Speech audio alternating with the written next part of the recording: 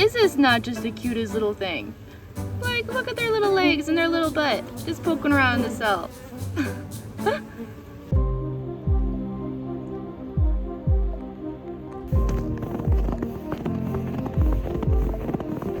I cannot believe that it is already February, because you know what that means? Spring is almost here, which means that beekeeping season is finally almost here. But February is a hot month for beekeepers. It is super crucial that you make sure you start going into your colonies and checking on some things to prevent them from dying, because this is the time when a lot of our bees die. So let me tell you all the things that you're gonna have to do this month to make sure your bees are okay.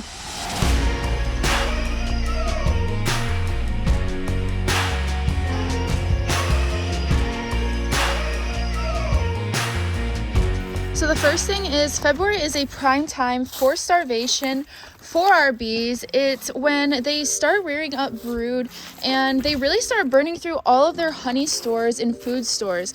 So it's going to be absolutely crucial that you guys make sure you're putting on feed for your bees, especially if it looks like they're running low. And the way you can tell if they're running low is if you just go around to the back of your hive and pick it up and see how heavy it is. This one's pretty light, so it's a good thing I have feed on it. But like I said, February is when they really start rearing brood, because the first little bits of pollen from maple trees are going to start coming out. So they're going to start using that brood. They're going to start using that pollen to rear brood, and it kind of signals them that the season is about to start. So they have to start gaining workers and creating their workforce. I think all of us at one point as beekeepers has made the mistake of not feeding our bees enough in February. I've done it personally. I did it last winter time, or last springtime, I guess you could say. And yeah, they were running out of food and I was feeding them fondant and they were just scarfing it down so crazy fast. I just could not keep up. The colony did survive and make it through, but half of the colony died, so it was pretty weak all year, and it really took a while to catch up, and it took a hit because of that. Since we're already on the topic of pollen, the second thing I want to talk about is when you're going to add your pollen substitute. A lot of beekeepers like adding pollen substitute. Personally, I've never added it.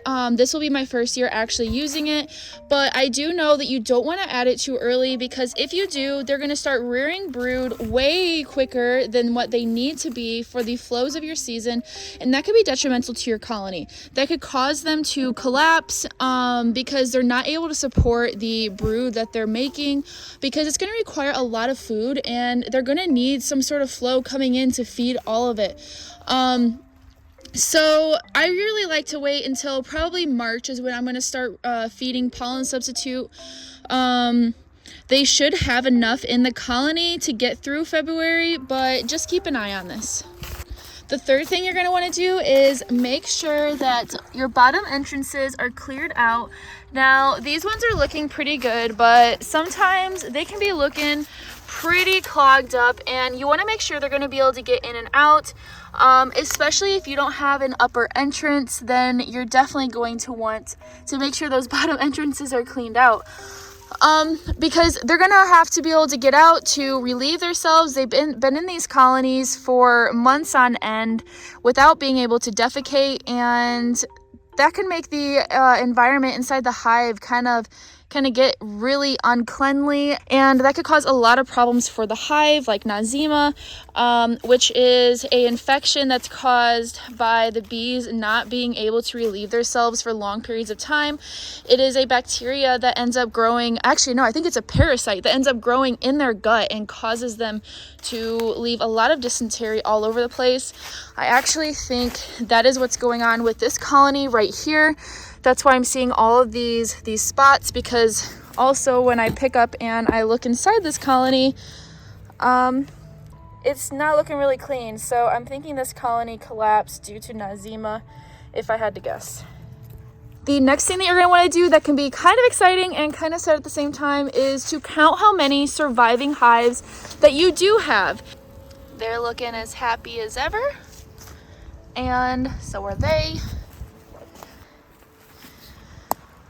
Not seeing much action on this one, so let's see how they're doing. Uh-oh. Oh, nobody likes to see this. Well, it looks like I've got a dead out. Oh, that's so sad.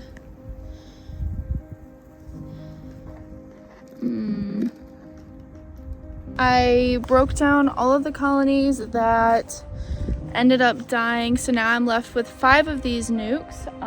5 of them died, 5 of them survived, and yeah. And then you need to go to your garage or your barn or wherever you're storing all your equipment and count how many supers you have, because now's the time that you're going to want to start putting in orders for equipment. Nobody wants to be doing it last minute in the heat of the summer when your bees are just expanding and growing super fast, and then all of a sudden you're like, oh shoot, I need a honey super, I need a deep, and you order it and they're like, hey, it's not going to be here for 2 more weeks, and you're like, oh no, my bees are going to swarm. So just save yourself that stress and look into that now. And I have a swarm box over here. A beekeeper brought in for me to look at. Okay. He hung 3 of those on his property this year, and he caught 11 swarms.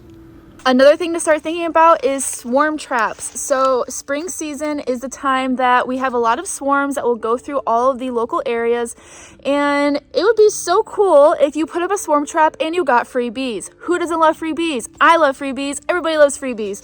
So look into swarm traps. I'm definitely going to be putting some up in some of these trees this year so that hopefully I can catch some local swarms to add to my colonies. At least to add to this yard, not to my breeding yard, because I don't want to kind of water down those genetics and start impacting that. But yeah. When we start getting these warmer temps, another thing that you really want to look out for is wax moth. So as it gets warmer, wax moth starts to really take up old frames, and they can absolutely destroy your frames in a colony, and it just becomes a nasty mess. So keep an eye out for those, especially if you have any old frames out. This is a hive that's completely empty that I was hoping would get robbed out. I will probably end up using this to make splits off of to help give them resources in the springtime. So I'll probably take this actually back here soon so that, yeah, so that no pests get to these frames, because like I said, they can absolutely demolish any frames that you have and any of your dead outs. So it's pretty important that you go out there and you check to see if you have any dead out colonies and to kind of clean those up and remove them before it gets too warm that all the pests find them and try to make a home out of it. The next thing you're going to want to think about, especially if you're a new beekeeper, is you want to start thinking about, what are you going to do about mites this year? Are you planning to treat for mites? Are you planning to not treat for mites? What is your mite management plan? It's good to think about this ahead of time so that you can manage your bees accordingly throughout the year and kind of have like a basis of how you think you're going to manage your bees. Now, it is important to test your bees before you treat for mites. That way you're not just treating, not knowing anything, just kind of going into it blind and just throwing treatment on there, even if they don't need it. Because I mentioned this in one of my last videos, so make sure you go check it out. I will put a link somewhere around here. But mite treatments actually are not good for the bees, so you really only want to use it if you absolutely have to. So definitely start thinking about that. This upcoming year, I am most likely going to be using brood breaks in July, because this is when the mite cycle, the mites, they will really start to build up in a colony, and that is the perfect time to just nip them in the butt, because then you pretty much take them out before they can even build up. So that is what I'm looking at for this year, but other than that, I'm going to be 100% treatment free. Because of the genetics that I have right now and that I'm planning on breeding. And it's supposed to be shaped like a comma, not C-shaped. So yeah, they're pretty small. And the last thing I want to say is just start getting super excited for the upcoming year and planning out what you're going to be doing, when you're going to be doing with your bees. This is one of my favorite things to do, is to plan out my year.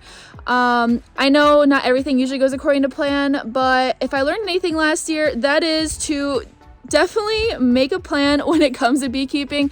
Don't just fly by the seat of your pants, because the bees, they work with the flows, and they work a lot better if you work with the bees instead of trying to make the bees do what you want. So springtime is flying on in. It's gonna be here before we know it. We have about 4 more weeks until it's March. So I hope you guys are keeping warm and you're getting ready for the next year, and I will see you guys soon.